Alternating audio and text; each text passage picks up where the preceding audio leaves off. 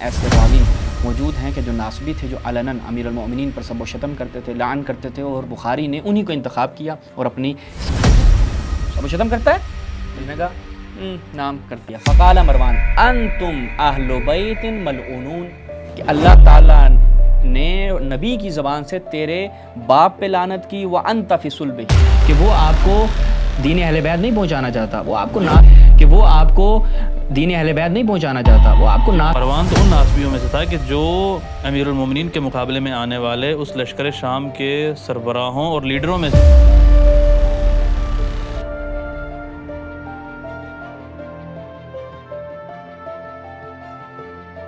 अऊज़ु बिल्लाहि मिनश शैतानिर रजीम, बिस्मिल्लाहिर रहमानिर रहीम। सही बुखारी की हकीकत के उन्वान से इस सीरीज़ की तीसरी किस्म में आपकी खिदमत में हाजिर हैं।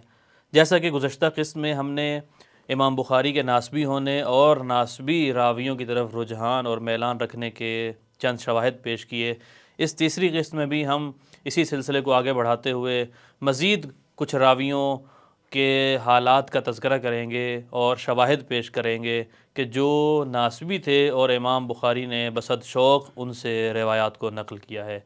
इसी उन्वान के साथ एक मरतबा फिर चलते हैं जनाब सैयद शहबाज रज़ा इस्फ़हानी साहब की खिदमत में। वो दीगर बड़े बड़े रावी कि जिनके अंदर नासबियत पाई जाती थी और इमाम बुखारी ने उनसे दीन लिया है, उनसे रिवायात ली हैं, अगरचे उनकी तादाद बहुत ज़्यादा है और हम शायद सब का यहाँ पर तज़किरा ना कर पाएँ, लेकिन उनमें से चंद बड़े और अहम रावियों का कि जिनकी नासबियत भी बहुत ज़्यादा अलनी है। तो इसी सिलसिले को आगे बढ़ाते हुए मज़ीद नासबी रावियों पर गुफ्तगू करने के लिए चलते हैं जनाब से शहबाज रज़ा इस्फ़हानी साहब की तरफ। बहुत शुक्रिया हसन भाई, सलामत रहें तमाम नाज़रीन की खिदमत में। अस्सलाम वालेकुम रहमतुल्लाह।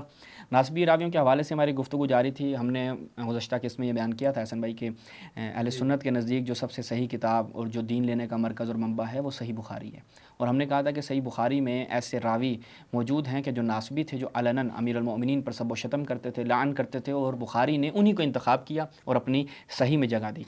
उनमें से एक शख्स जो है वो अब्दुल्ला बिन ज़ैद है। ये हम मुलाहिज़ा फरमाएं सही बुखारी में इस शख्स से जो है वो रिवायत, सही बुखारी दारी इब्न कसीर की वही छाप है, रिवायत नंबर है 4302। अबी किलाबा के नाम से भी ये याद किया जाता है। तो ये देखें, अबी किलाबा अल-जर्मी, दो जगह पे से रिवायत है। दूसरी रिवायत जो है वो 6802 पे इससे रिवायत नकल हुई। अब इस शख्स को देखते हैं कि ये शख्स अबी किलाबा कौन था। मारिफतुस्सिकात जनाब इजली साहब की इस किताब में मुलाहिज़ा फरमाएँ, मारिफतुस्सिकात की दूसरी जिल्द में कहते हैं कि अब्दुल्ला बिन ज़ैद अबू किलाबा अल-जर्मी बसरी और ताबई था, सिका, वकान यहमलु अला अलीन, इसका भी वही काम। हाँ, इसका भी ये काम था कि अमीरुल मोमिनीन को बुरा भला कहता था, अमीरुल मोमिनीन से नफ़रत करता था। और कहते हैं कि काला इजली नीचे कहते हैं फ़ी है नस्बुन यसीर, इसमें कुछ जो है वो नस्ब पाया जाता था, यानी नासबी था। तो ये एक और नासबी रावी जो है आपकी खिदमत में हमने रखा।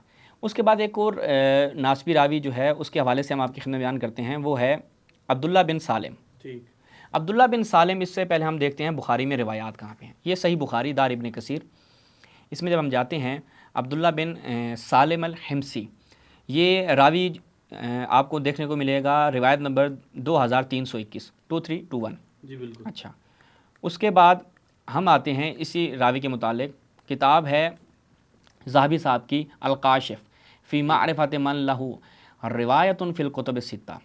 इसमें जब हम आते हैं तो इसी अब्दुल्ला बिन सालिम अशअरी हिमसी अबू यूसुफ, इसके मुतालिक क्या बयान करते हैं, वो कहते हैं कुल्तु सुदूकुन, सच्चा है, फ़ी है नस्बुन, लेकिन नासबी भी है, इसमें नस्ब पाई जाती है।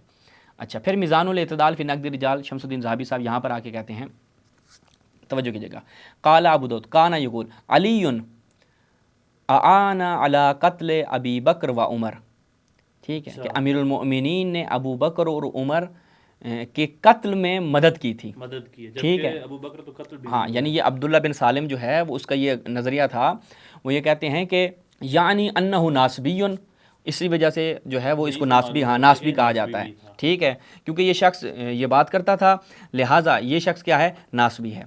उसके बाद फिर हम इल्ल दारक़ुतनी में जब जाते हैं तो यहाँ पर देखिए कि अब्दुल्ला बिन सालिम हिमसी वो कहते हैं कि ये बुरे मज़हब का था, ठीक है, क्यों, क्योंकि लहू कौलुन फ़ी अली इब्न अबी तालिब, کیونکہ اس کے بارے یعنی یہاں پہ انہوں نے تھوڑا سا چھپایا اس کو، کہتے لہو قول فی علی ابن ابی طالب، ملائم انداز میں بیان کہ کیا امیر المومنین کے بارے میں اس کا ایک نظریہ تھا، کیل ایک کہا کیل کیا ہے، یہ سب و شتم کرتا تھا، اس کو بیان بھی نہیں کرنا چاہ رہے اور ایک طرح سے بتانا بھی چاہ رہے ہیں کہ وہ کیا تھا. ہاں کالا نام، ہاں بالکل ایسے ہی ہے.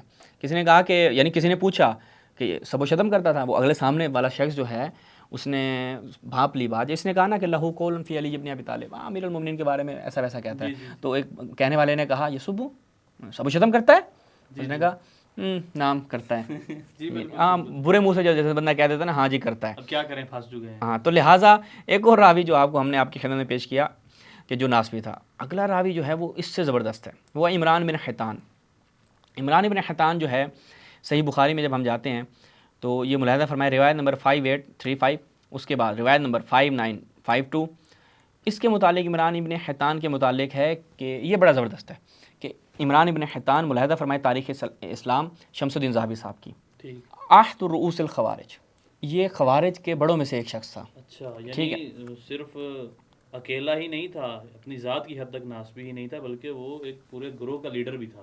نئی نسل کے لیے شیعہ عقیدوں کی صحیح تعلیم بہت ضروری ہے، جس کا بہترین راستہ فجر میڈیا ہے. یوٹیوب پر ابھی ہم سے جڑیں. فجر میڈیا، روشنی عقیدے کی. وہ کہتے ہیں کہ اس نے شعر کہا کس کی مد میں؟ ابن ملجم کی مد میں.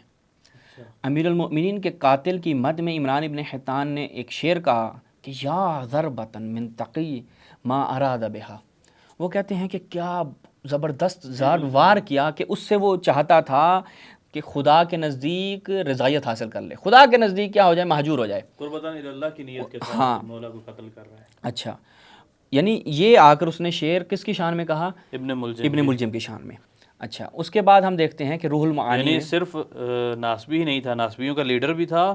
اور اگر کوئی ایسا شخص کوئی ایسا کام کرتا تھا کہ جو اہل بیت کے خلاف تھا، یہاں تک کہ قتل افراد اہل بیت، تو وہ اس کی تمجید بھی کر رہا ہے، اس کو داد بھی دے رہا ہے. اسی وجہ سے روح المعانی میں آلوسی صاحب نے کہا کہ دیکھو رسول اللہ کی حدیث میں ہے کہ اے علی تجھے جو قتل کرے گا وہ شقی ترین شخص ہوگا. یہ بھی نکتہ مہم ہے کہ شقی ترین شخص تجھے قتل کرے گا.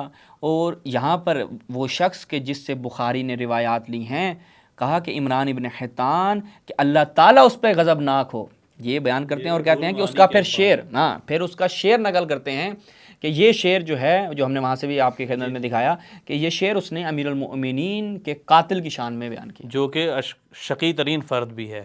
بالکل ایسا ہی ہے. اب دیکھیں آگے الکاشف، خود شمس الدین ذہبی صاحب اس کے بارے میں کیا کہتے ہیں الکاشف میں، اسی کتاب سے ہم پہلے بھی دکھا چکے ہیں. عمران ابن حیطان السدوسی وہ کہتے ہیں کہ اس کی وصف سے توثیق کی گئی ہے.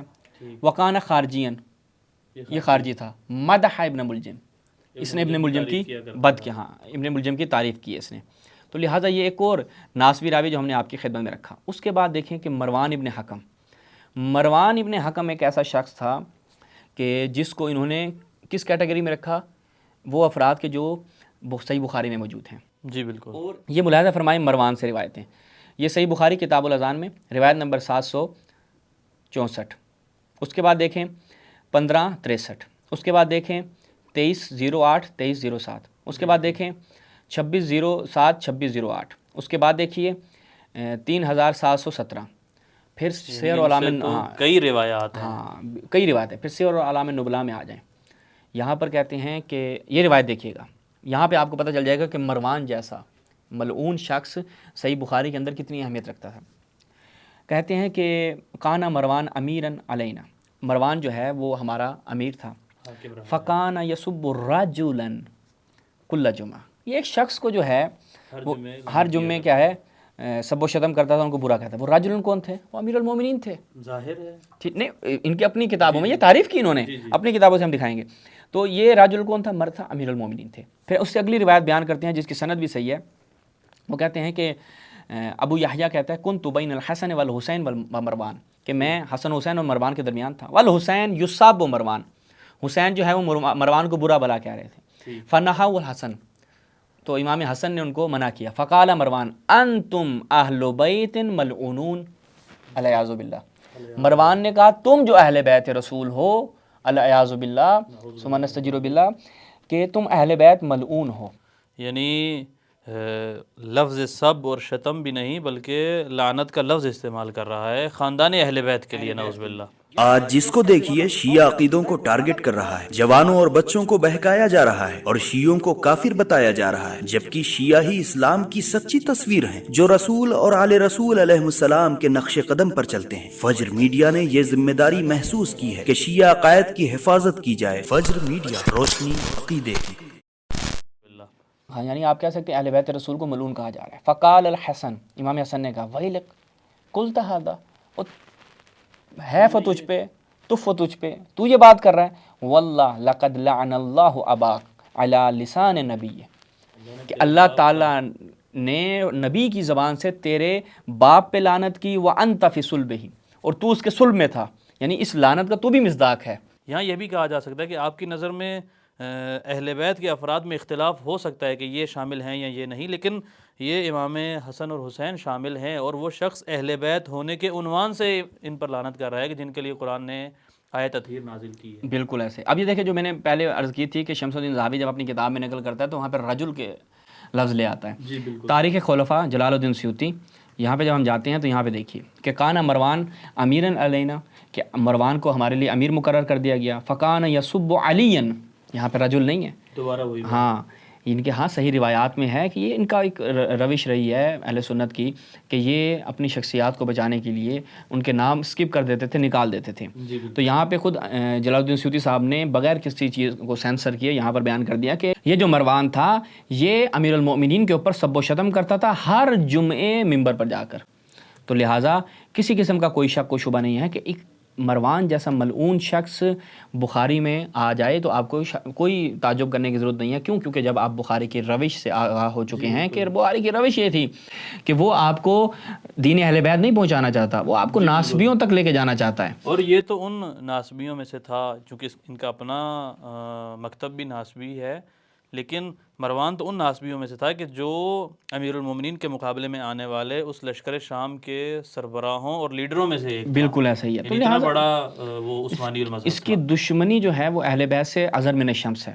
تو مزید ہم اس کے اوپر انشاءاللہ اگلی قسط میں جو کچھ اہم شخصیات رہ گئی ہیں، ایسی شخصیات کی جو ناسبی تھیں، ملعون شخصیات تھیں، اور ان کا نسب بھی نہایت واضح تھا، جو کہ آج کی قسط میں ہم ان کو کور نہیں کر پائیں گے۔ انشاءاللہ اگلی قسط میں ہم ان کے اوپر گفتگو کریں گے، مزید اس کو آگے آپ کے لیے بیان کریں گے۔ بہت شکریہ۔ بہت شکریہ ناظرین، جیسا کہ آپ نے دیکھا کہ ہم نے اس تیسری قسط میں بھی بہت سارے ایسے ناسبی راویوں کا ذکر کیا کہ جن سے امام بخاری نے روایات لی۔